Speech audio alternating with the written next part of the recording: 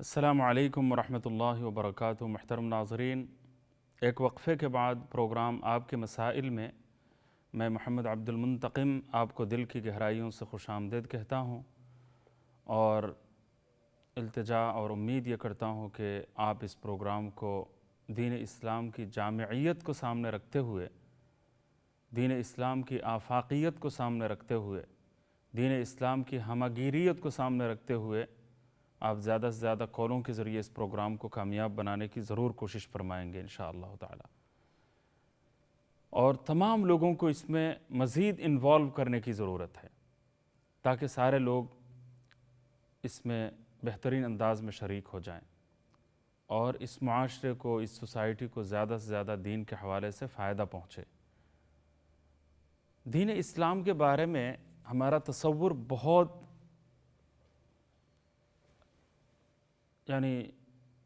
مختصر اور بہت ہی تنگ ہے۔ سب کی نظر تو ایسی نہیں ہے، لیکن اکثر و بیشتر مسلمانوں کی نظر میں کافی تنگی پائی جاتی ہے۔ اللہ تعالیٰ نے ایک وسیع دین ہمیں عطا فرمایا ہے، ایک ہمگیر نظام زندگی ہمیں عطا فرمایا ہے، ایک جامع دستور حیات سے ہمیں نوازا ہے۔ زندگی کا کوئی پہلو ایسا نہیں ہے، کوئی گوشہ نہیں ایسا نہیں ہے، کوئی شعبہ زندگی ایسا نہیں ہے کہ جس کے بارے میں اسلام نے رہنما اصول ہمیں نہ دیے ہوں۔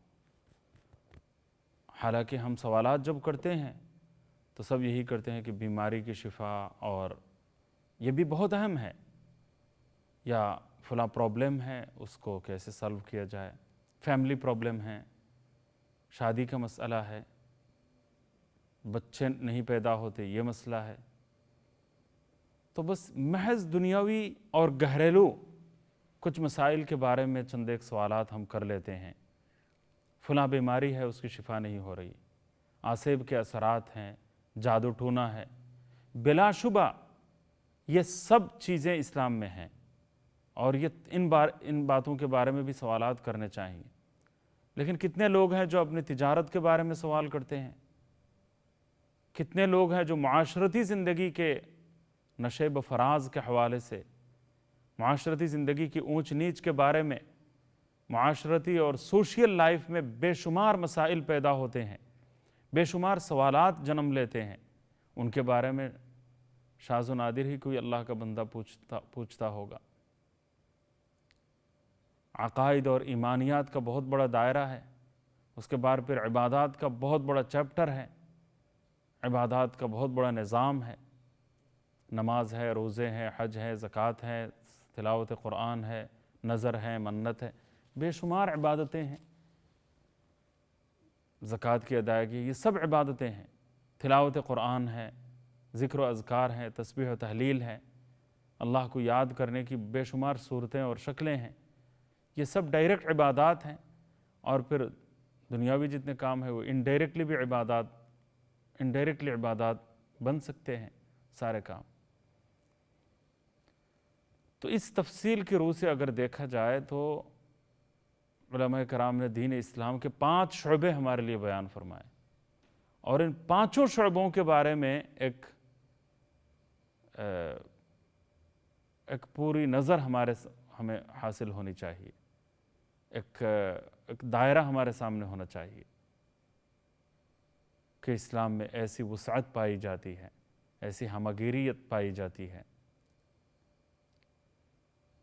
ایک دائرہ تو ایمانیات اور عقائد کا دائرہ ہے، بے شمار عقیدے کے بارے میں سوالات ہیں، فرشتوں کے بارے میں کیا عقیدہ ہمارا ہونا چاہیے، آمنت باللہ و ملائکتہ و کتبہ و رسلہ، انبیاء کرام کے بارے میں، نبیوں کے بارے میں، رسولوں کے بارے میں کیا عقیدہ ہونا چاہیے، آسمانی کتابوں کے بارے میں کیا عقیدہ ہمارے دلوں میں ہونا چاہیے۔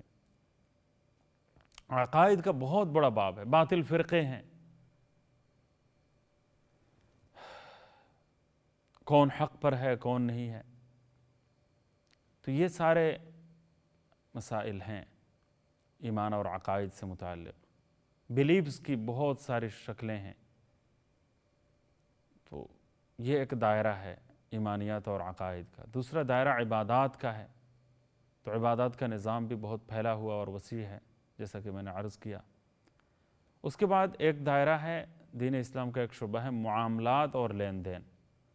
تو لین دین یہ نہیں ہے کہ آپ سے مجھے 10 روپے لینے ہیں پھر واپس کرنے ہیں یا کوئی تجارتی، اس میں تجارت کی جو بے شمار صورتیں ہیں، کاروبار کی جو مختلف شکلیں ہیں، سب داخل ہیں۔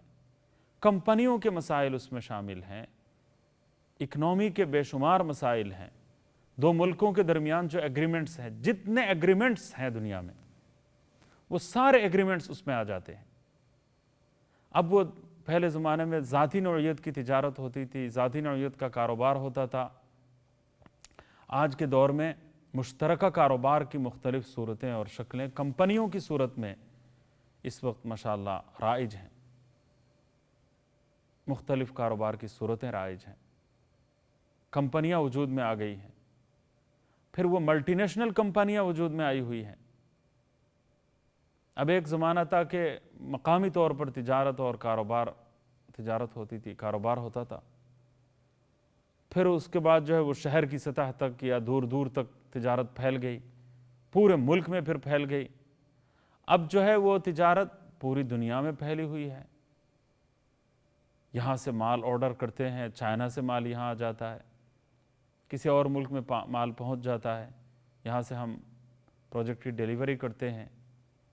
تو ساری چیزیں آ جاتی ہیں دنیا بھر میں، کتابیں چھپوانا، اور اب پوری دنیا ایک گاؤں اور ایک محلے کی طرح ہے، چھوٹے سے محلے کی طرح ہے۔ محلے کے ایک طرف سے دوسری طرف تک جانے میں، ایک جانب سے دوسری جانب پہنچنے میں خاصا وقت لگتا ہوگا، لیکن دنیا کے ایک کونے سے دوسرے کونے تک ای میل کے ذریعے، واٹس ایپ کے ذریعے اور مختلف جو صورتیں اور شکلیں ہیں ان کے ذریعے آنے واحد میں رابطہ ہو جاتا ہے، تعلق قائم ہو جاتا ہے۔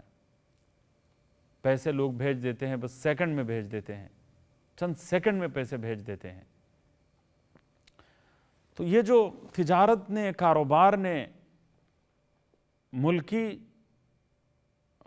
نیشنل سطح اختیار کی، اس کے بعد انٹرنیشنل سطح اختیار کی، اور اس کی بے شمار شکلیں وجود میں آ گئی، معاملات اور لین دین کی ہزاروں صورتیں وجود میں آ گئی۔ اب ان میں حلال صورتیں بھی ہیں اور حرام شکلیں بھی ہیں۔ تو لین دین کی وسعت کی بات میں کر رہا ہوں۔ نحن قسمنا بینہم معیشتہم، آگے اللہ تعالیٰ نے فرمایا لنجعل بعضکم بعضا سخریہ، تمہاری دنیاوی زندگی کی ضرورت جو ہے، معاش کی جو ضرورت ہے، اس کو میں نے تقسیم کر دیا، تقسیم کر دیا، یعنی ایک سے دوسرے کی ضرورت پوری ہو رہی ہے، مجھ سے آپ کی ضرورت پوری ہو رہی ہے، آپ سے میری ضرورت پوری ہو رہی ہے، ہر کوئی دوسرے کا محتاج نظر آتا ہے۔ تو اس کے پیچھے وجہ کیا ہے کہ اس کے پیچھے وجہ یہ ہے کہ اللہ تعالیٰ دنیا کی زندگی میں ایک کی ضرورت دوسرے سے پوری فرماتے ہیں۔ مثال کے طور پر ایک آدمی کپڑے کا دکاندار ہے، کپڑا بیچتا ہے، طرح طرح کے کپڑے اس کے پاس موجود ہیں۔ ایک آدمی غریب کسان ہے، کاشتکاری کرتا ہے، چاول کی کاشت سمجھ لے کرتا ہے۔ اب وہ بازار میں لے جا کے وہ چاول فروخت کرتا ہے، صرف چاول بیچتا ہے۔ اب چاول بیچ کر کتنے غریب لوگ ایسے ہیں کہ تھوڑا سا چاول فروخت کر لیا، جو پیسہ مل گیا اس سے وہ گوشت بھی خریدتے ہیں، مچھلی بھی خریدتے ہیں، مسالے بھی خریدتے ہیں، اور جو کھانا پکانے کے لیے جو ضروریات ہیں وہ پوری کرتے ہیں۔ اپنے چھوٹے بچوں کے لیے کپڑے بھی خریدتے ہیں، اسکول ڈریس خریدتے ہیں، عید کا کپڑا خریدنا چاہتے ہیں۔ اور جو کپڑے کا تاجر ہے اس کو چاول کی ضرورت ہے۔ اب بازار میں دونوں پہنچتے ہیں، چاول کا جو تاجر ہے وہ چاول بیچ کر کپڑے والے کی دکان میں پہنچتا ہے اور وہاں سے اس پیسے سے وہ کپڑا خریدتا ہے، اور کپڑے والا کیا کرتا ہے، اپنے جو پیسے حاصل کیے اس کے ذریعے وہ چاول خرید رہا ہے۔ اس کے گھر میں چاول کی ضرورت ہے، چاول والے کے گھر میں کپڑے کی ضرورت ہے، دونوں بازار جاتے ہیں، ایک سے دوسرے کی ضرورت پوری ہوتی ہے، اور اس طرح جو ہے دنیا کا کاروبار چل رہا ہوتا ہے۔ تو اللہ تعالیٰ نے یہ نظام قدرتی طور پر بنایا ہوا ہے، قدرتی طور پر یہ نظام اللہ تعالیٰ نے بنایا ہے، وجود عطا فرمایا ہے، اور فرمایا کہ ہم نے ایک دوسرے کے معاش کو دوسرے سے وابستہ کیا، ایک کا معاش دوسرے سے وابستہ کیا، دوسرے کا معاش پہلے سے وابستہ کیا، اور اس طرح اللہ تعالیٰ دنیا کا نظام چلا رہا ہوتا ہے۔ یہ اللہ کی مرضی ہے، وہ چاہتے تو ہر ایک کو اپنی قدرت کاملہ سے ساری چیزیں پہنچا دیتے، لیکن اس کے بجائے اس اللہ نے جو راستہ اور طریقہ اختیار کیا وہ یہ ہے کہ اس اللہ تعالیٰ نے ایک کی ضرورت کو دوسرے سے وابستہ کر دیا۔ ایک کی ضرورت پوری ہوتی ہے دوسرے کے ذریعے، دوسرے کے توسط سے، دوسرے کے توسل سے۔ تو اس طرح ہم دیکھتے ہیں کہ پوری دنیا میں معاملات اور لین دین کا ایک وسیع ترین نیٹ ورک وجود میں آ چکا ہے، اور اس سلسلے میں بے شمار جدید مسائل سامنے آئے ہیں، کمپنیوں کی تجارت اور کاروبار کے حوالے سے۔ ایل سی کے ذریعے لوگ چیزیں منگواتے ہیں یا بیرون ملک سے چیزیں منگوانے کے مجاز ہوتے ہیں، اپنے ملک سے بیرون ملک چیزیں بھیجنے میں ایک مجاز ادارے کی حیثیت وہ اختیار کرتے ہیں، یعنی اجازت ان کو مل جاتی ہے۔ تو ان کی حرام شکلیں بھی ہیں اور حلال صورتیں بھی ہیں۔ تو لین دین دوسرا چیپٹر ہے جس کے اوپر بڑی تحقیقات ہوئی ہیں، ہو رہی ہیں، ہونا باقی بھی ہے، نئے مسائل پیدا ہوں گے۔ بڑے بڑے علماء کرام مہینوں تک جو ہے وہ کوشش میں لگے رہتے ہیں، اور ان کے سامنے صورتحال آتی ہے، اور پھر اس کے بعد وہ شرعی حل بیان کرتے ہیں۔ کراچی میں جو ہے اسٹاک ایکسچینج میں جا کر خود ہمارے استاد حضرت مفتی تقی عثمانی صاحب یا دارالعلوم کراچی کے اساتذہ کرام اسٹاک ایکسچینج جا کر پورا 2 دن گزارتے ہیں کبھی، اور لوگوں سے مسائل معلوم کرتے ہیں، صورت مسئلہ معلوم کرتے ہیں، شکلیں معلوم کرتے ہیں، تجارت کی مختلف صورتیں اور رائج الوقت جو ڈھانچے ہیں تجارت کے، ان کی پوری تفصیل جو ہے وہ حاصل کر کے پھر ان پر غور و خوض ہوتا ہے، اور شرعی حل کیا ہے وہ بیان کیا جاتا ہے۔ تو معاملات اور لین دین کے بارے میں لوگ مسائل شاذ و نادر ہی پوچھتے ہیں، بہت کم پوچھتے ہیں۔ تو یہ اسلام کا تیسرا شعبہ ہے، ایمانیات اور عقائد کا شعبہ پہلا ہے، عبادات کا چیپٹر دوسرا ہے، اور تیسرا شعبہ لین دین اور ایگریمنٹس کا ہے۔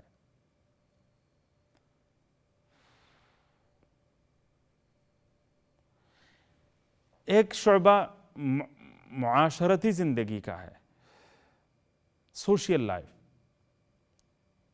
اب سوشل لائف کا مسئلہ بہت بڑا اور اہم مسئلہ ہے، اور میں سمجھتا ہوں کہ سوشل لائف ہی کے حوالے سے بڑی غفلتیں پائی جاتی ہیں، بڑی غفلتیں ہمیں نظر آتی ہیں۔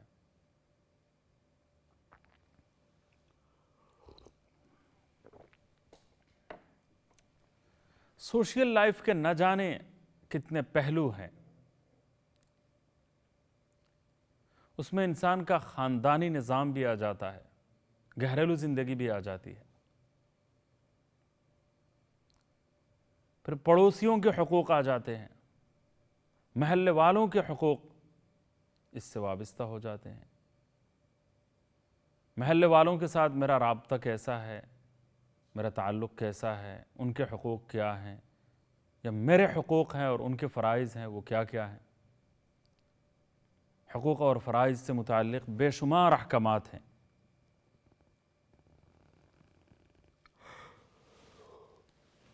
جو انسان کی معاشرتی زندگی سے وابستہ ہے، لیکن اس سلسلے میں کم مسلمان سوالات پوچھتے ہیں۔ رشتہ داروں کے حقوق کیا ہیں، پڑوسیوں کے کیا حقوق ہیں، ریلیشن شپ کا جو نیٹ ورک ہے، رشتہ داری کا بہت بڑا جو نیٹ ورک ہے اس کے بارے میں ہم کافی غافل نظر آتے ہیں۔ چنانچہ بہنوں کے حقوق ادا نہیں کیے جاتے،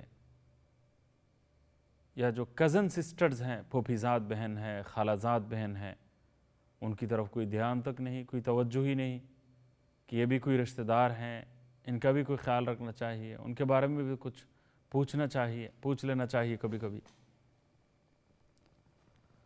تو یہ ضروری کام ہم سے نہیں ہو پاتا۔ ماں باپ کے کیا حقوق ہیں، رائٹس آف پیرنٹس کیا ہیں، پھر اولاد کے حقوق ماں باپ پر کیا ہیں۔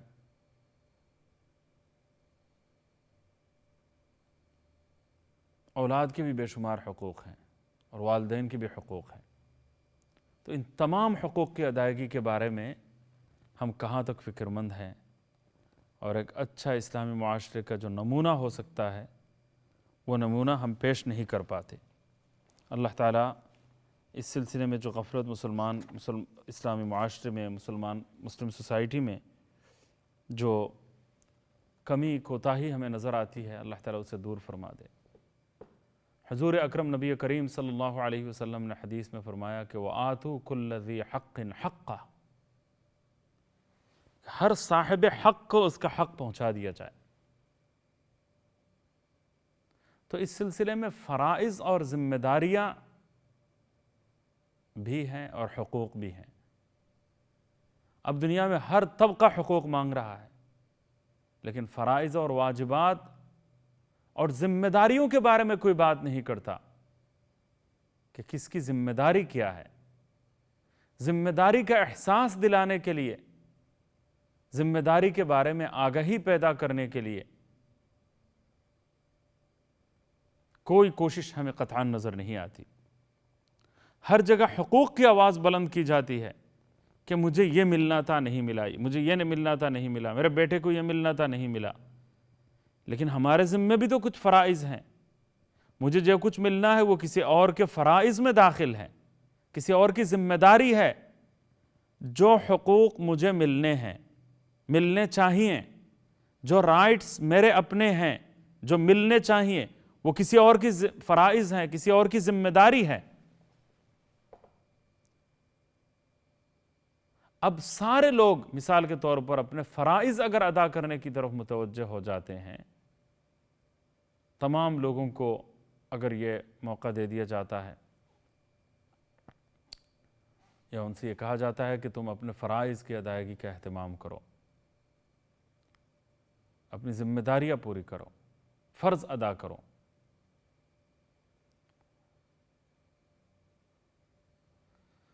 اللہ اکبر، تو دیکھیے پورے معاشرے میں کسی کے حقوق مارے نہیں جا سکتے، کسی کے حقوق تلف نہیں ہو سکتے، کسی کی شکایت باقی نہیں رہتی۔ اگر تمام ڈاکٹرز اور نرسز اگر اپنی پوری ذمہ داری اچھی طرح ادا کریں گے تو مریضوں کو ان کے حقوق مل جائیں گے، بیماروں کو ان کے حقوق مل جائیں گے۔ اگر طلبہ، اسٹوڈنٹس اگر اپنے فرائض پوری طرح ادا کر لیں تو ڈاکٹروں کو ان کے حقوق مل جائیں گے۔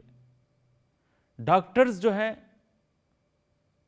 اپنی ذمہ داری اور اپنا فرض اچھی طرح ادا کر دیں گے اور اپنے حقوق کی جنگ چھوڑ دیں گے تو ان کو ڈاکٹروں کو یعنی تو مریضوں کو ان کے حقوق مل جائیں گے، مریضوں کو خود بخود حقوق مل جائیں گے۔ اسی طرح ڈاکٹروں کے حقوق بھی اگر ادا کر دیے جاتے ہیں، ڈاکٹرز اگر اپنے فرائض ادا کریں گے تو مریضوں کے حقوق، عوام کے حقوق پوری طرح ادا ہو جائیں گے۔ تو اللہ تعالیٰ نے ایک کا حق دوسرے سے وابستہ فرمایا۔ ایک حق کی ادائیگی دوسرے حق کو، ایک ذمہ داری کو پورا کرنا، یہ اتنا اہم کام ہے کہ اس سے دوسروں کا حق ادا ہوتا ہے۔ ماں باپ اگر اپنی ذمہ داری پوری کر لیں تو اولاد کو ان کے حقوق مل جائیں، اولاد اگر اپنی ذمہ داری اور اپنے فرائض پوری طرح ادا کر لیں تو پھر ماں باپ کو ان کے حقوق خود بخود مل جائیں گے، کوئی شکایت باقی نہیں رہے گی۔ شوہر اگر اپنی ذمہ داری اور اپنے فرائض پورے کر لیں تو بیوی کو ان کے سارے حقوق مل جائیں گے، اور بیوی اگر اپنے فرائض ادا کر لیتی ہے، اپنی ذمہ داریاں پوری کر لیتی ہے، تو ایسی صورت میں شوہر کو اس کے سارے حقوق مل جائیں گے، شوہر کے حقوق کے بارے میں کوئی سوال باقی نہیں رہے گا۔ تو فرائض اور واجبات اور ذمہ داریوں کی ادائیگی کی صورت میں ہم یہ بات دیکھتے ہیں کہ پوری سوسائٹی کے تمام افراد کو ان کے اپنے حقوق مل جاتے ہیں، اور یہی فطری طریقہ ہے حقوق کی ادائیگی کا۔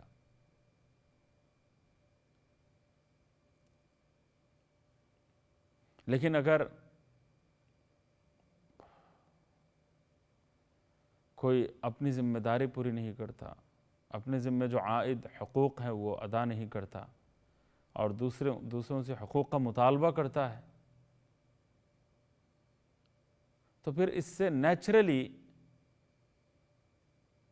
جو حقوق کی ادائیگی کا جو ہر ایک کو جو حقوق کی جو آواز بلند کی جا رہی ہے وہ ایک خواب رہ جائے گا، وہ خواب بن کر رہ جائے گا، حقوق کی ادائیگی نہیں ہوگی۔ انسانی حقوق کی ساری تنظیمیں بیکار چلی جائیں گی، اور وہ بیکار جا رہی ہیں۔ اجتماعی عصمت دری ہو رہی ہے، چوریوں کا سلسلہ ہے، ڈاکہ زنی ہے، اور سب کے حقوق جو ہے وہ مارے جا رہے ہیں۔ تو اللہ تعالیٰ ان باتوں کو اچھی طرح ہم سب کو سمجھنے کی توفیق عطا فرمائے، اور اسلام کی جو بہت بڑی جامعیت ہے اور تمام شعبوں پر یہ نظام زندگی حاوی ہے، اور تمام مسائل کا حل اس میں موجود ہے، تو اس کی طرف ہم جب توجہ دیں گے تو ہمارے سوالات بھی بڑے پیمانے پر ہوں گے، وسیع ہوں گے۔ اللہ تعالیٰ دین اسلام کو اچھی طرح سمجھنے اور اس کی معلومات حاصل کرنے کی ہم سب کو توفیق عطا فرمائے۔ آج پروگرام کا وقت اختتام کو پہنچتا ہے، اجازت چاہتا ہوں، دعاؤں کی درخواست ہے۔ السلام علیکم ورحمۃ اللہ وبرکاتہ۔